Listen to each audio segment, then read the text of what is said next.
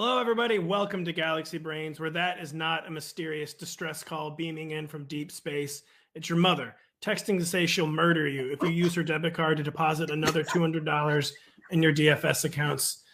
Denny, we begin today's show over the North Atlantic Ocean, where Russell Wilson has revealed some peculiar playing behavior. Can you take us through that?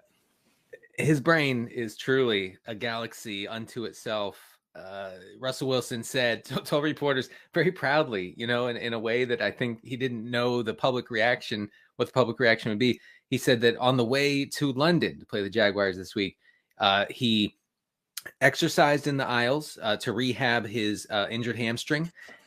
He watched film for 4 hours, took a break, fell asleep for 1 hour, and he seemed disappointed about this when he was talking to reporters. Like, I couldn't help but to succumb to sleep on this red-eye transatlantic flight, and then he woke up and watched film for the final hour.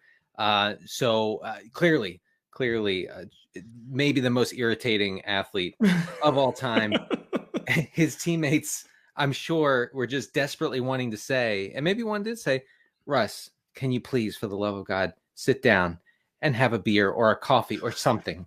Can you do something normal for once?" It's not just the most irritating athlete of all time, because when you're on a plane, I mean, you're just a bunch of humans stuck in a tube flying. You're just a human being at that point. You become the most irritating human being of all time when you're doing that on an airplane. And you said watching film, like he's not watching, like, we're not talking like playing film. No. Like he's not watching like American Sniper or say like Disney's Jungle Cruise. Like he's watching football film. He just can't relax for even 2 seconds. And I mean, just do something normal on a plane. Like, me, like, I intend to read, and then I just kind of end up scrolling through photos of my kids for 2 hours. Maybe do that, or maybe choke back what American Airlines claims is coffee. Just do normal plane behavior. First of all, Pat, we get it. You're a good dad, and Russ, we get it. You're an NFL quarterback, and winning means a whole lot to you. We get it. Means a whole lot to you, Denny. It means a whole lot to Bill Belichick, who has been a frequent topic of discussion on the show, usually for his unmatched ability to win and to play and win mind games. But Denny, I have never been more shocked by a football development than what I witnessed on Monday evening in New England, Massachusetts. That's the name of the town, yes. New England, Massachusetts. And that was Bill Belichick giving in to what the Zoomers might call vibes-based coaching. Yes. And inserting Bailey Zappe solely because the crowd and Twitter wanted it. And the vibes were good for 2 drives. Then the vibes were distinctly number 3 quarterback after that. The vibes were fantastic to start. I mean, Bailey Zappe comes out, the crowd goes insane, loses its collective mind, says, we're done with Mac Jones. Like that era has come and gone. We're ready to move on to Bailey Zappe. By the end of the game, they didn't even know Bailey Zappe's name. But yes, after 20 some years of ruthless decision-making by Bill Belichick, sparing no one's feelings, okay, giving in to no vibes, good or bad. No. Bill Belichick went ahead on Monday night, and he, in this vibes-based economy, deployed vibes-based coaching. I think what he really did, he proved the only truism of modern life is that everyone lives long enough to become the poster. And Bill Belichick was maybe the last poster in this great country of ours. Yes. He became a poster on Monday evening. Congratulations, Bill. Yeah, I mean, it's a lot of fun. I mean, your life will never be the same. It's over as you know it.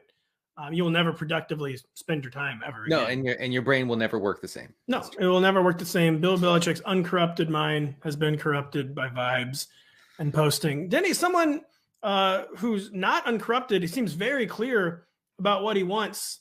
That would be Kadarius Toney, new Kansas City Chief Kadarius Toney. And what he wants is apparently posting songs to Spotify, where a triumphant Giants fan blogger who was celebrating the trade of Kadarius Toney to the Chiefs pointed out that Kadarius Toney has 53 songs on the music streaming service Spotify, which is 12 more than his number of career receptions of 41. And I'm not going to lie, that does seem problematic for a second-year first-round pick. Right. I mean, I'm a Kadarius Toney truther from way back, and I think you are as well. But this is tough. This is tough to overcome. Look, I'm first and foremost, I'm an analytics guy. I'm a numbers-based guy. And these are numbers, and these speak to, a failure to produce. Okay, 53 versus 41. Okay, 53 songs versus 41 catches. It's not good. It's not good. The analytics say this isn't good. I will say that Giants fans celebrating this is quite funny, considering Kadarius Toney's range of outcomes includes being a very, very good receiver. Being a Hall of Famer. You said failure to produce. That is true on the field.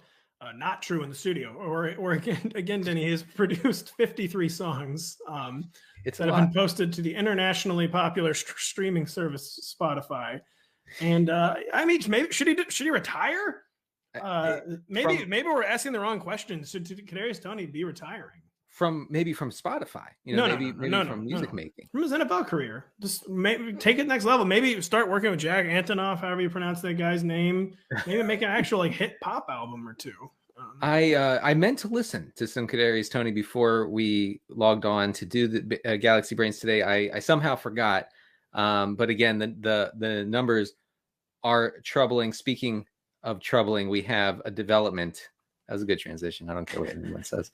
We have a development with Zac Taylor, the coach of the Bengals, who in very Zac Taylor fashion. Look, if nothing else, Zac Taylor is a very safe guy. Okay, we're going to establish a run with Joe Mixon instead of throw the ball with Joe Burrow until the last 2 weeks. All the very, very safe, very conservative guy.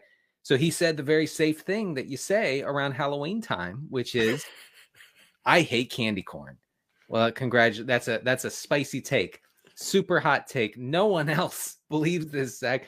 You stand alone. You're on an island in hating candy corn. Or wait, we're now checking. We're hearing that everyone hates candy corn. So I am sorry to say, Zach, that your take is not as unique as maybe you thought.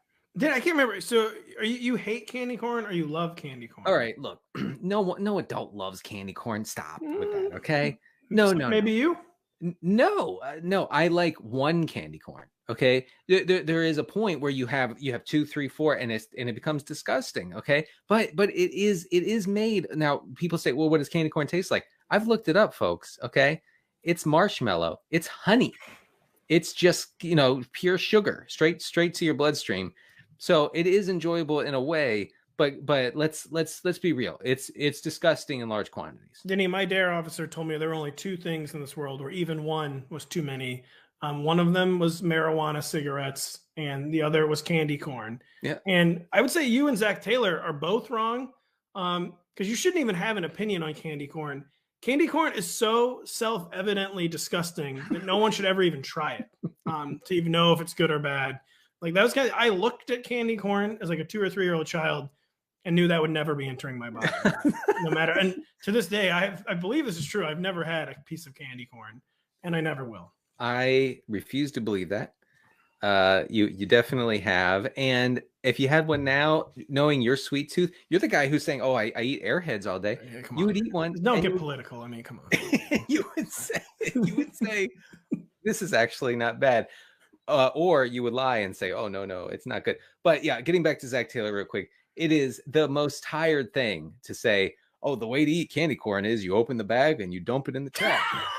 Yeah. I mean, I'm sorry. It was too obvious of a joke. We've been telling that joke online for 10 years at least. We have to stop. We have to retire that joke. Yeah, it's too vanilla. It was hipster 10 years ago. Now it's mainstream. Zac Taylor, you need new material.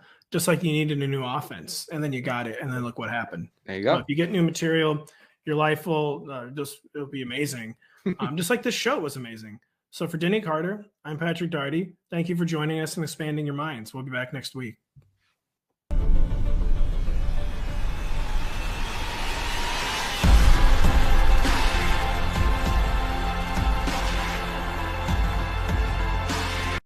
Hey, it's Matthew Berry from NBC Sports and Rotoworld.com.